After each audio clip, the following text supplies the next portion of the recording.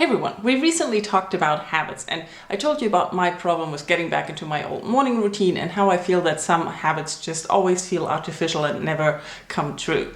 And you got some good advice on that video, and among others you also said I should read The Power of Habits, and so I thought I'll just do that. I looked for it on Audible because I thought listening to that while running and walking would be a nice thing, and I found actually 2 books by that title. There was one by Charles Duhigg, and there was a 30-minute summary from InstaRead, which I decided to get instead of getting the whole book. And I'm very glad I did that, because this book was not very helpful for me. It didn't have any new information that I thought would be interesting, and the summary was enough for me to listen to.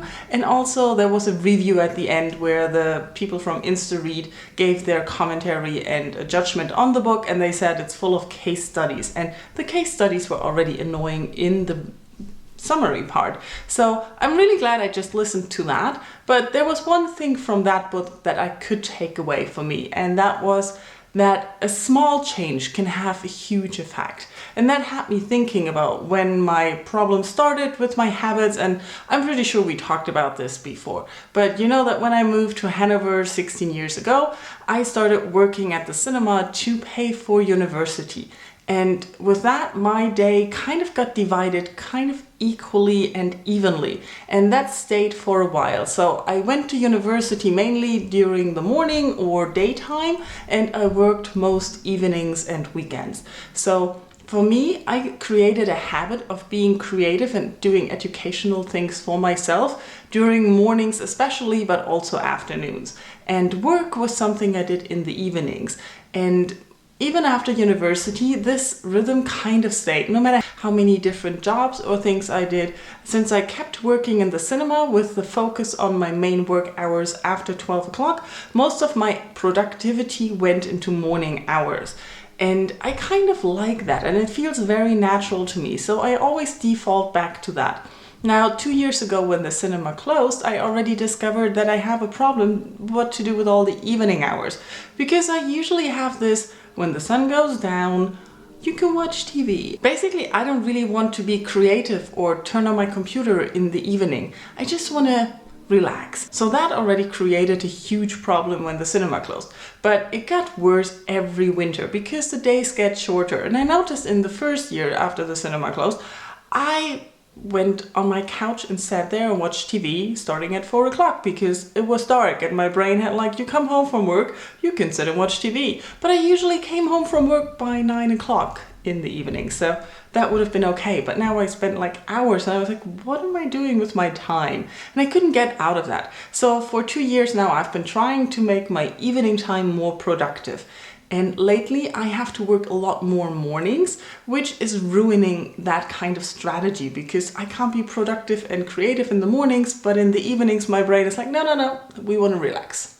So I'm troubled. And that brings me to the second book I listened to. This one was by Benjamin Chapin, and it was much more interesting and much more helpful. It is a very short book as well, and it gives you tips and advice. It doesn't dwell on theories and case studies. He basically looks at different parts in the life that you have and how you can create habits there. And he looks at how we have bad habits and good habits and how we can change those. What I really liked about this book was that he said there is no absolute truth, which I think is really helpful, because I always feel like I really can't change my rhythm. But he says, no, there is no absolute truth. You can change it. It takes a lot of work. It's hard, it's difficult, but it's doable. So I'm quite optimistic now that I can revamp my evening hours into more productivity. I'm hopeful, at least.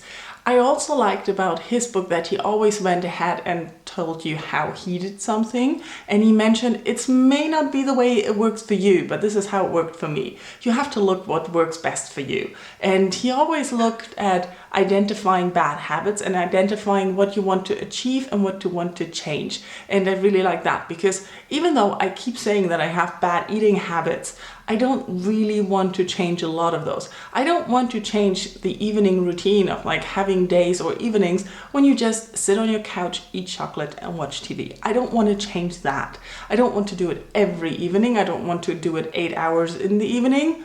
That's a long evening. But I don't want to get rid of it in total. And he allows for that. He says you need to find out what you want to achieve, what you want to work on, and then work on that. And I really like that. He also included that, like, include cheat days. Life is about fun. If you want to eat better, allow yourself days or events where you can have that cake.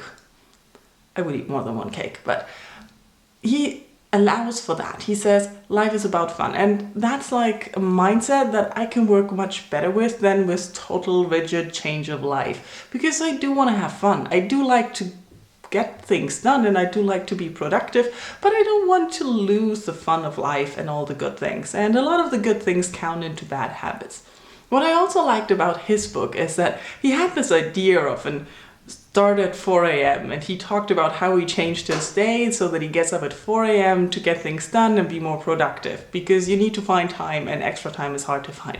And I thought, like, oh, that's insane. I don't want to get up at 4 a.m. in the morning. But then I realized that I had to do the same thing. I didn't shift my day forward to 4 a.m. but I managed to do till 7 a.m. because I had the same feeling. If I have to go to work at 9 a.m., which I normally don't, I feel better if I have something before that, time that I've done something for myself, maybe exercising, reading something, and it kind of felt good to get support and approval for what I've been doing already. So I think this book I can highly recommend for anyone who's struggling with building habits and wants some advice or some ideas, because that was very helpful. Also, I like that at the end of every chapter he asked questions that you should answer that could help you identify what you're looking for and how to best work with his advice. And I really like that. So at the moment, I'm very hopeful that I can work in some good habits for the winter to get through the stressful time of it being dark and cold and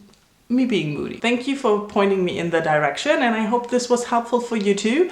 And we can all develop good productive habits that we feel better about ourselves, and if we don't, well, it's life. We can always start over. Thank you for watching, and let's talk in comments. Bye bye.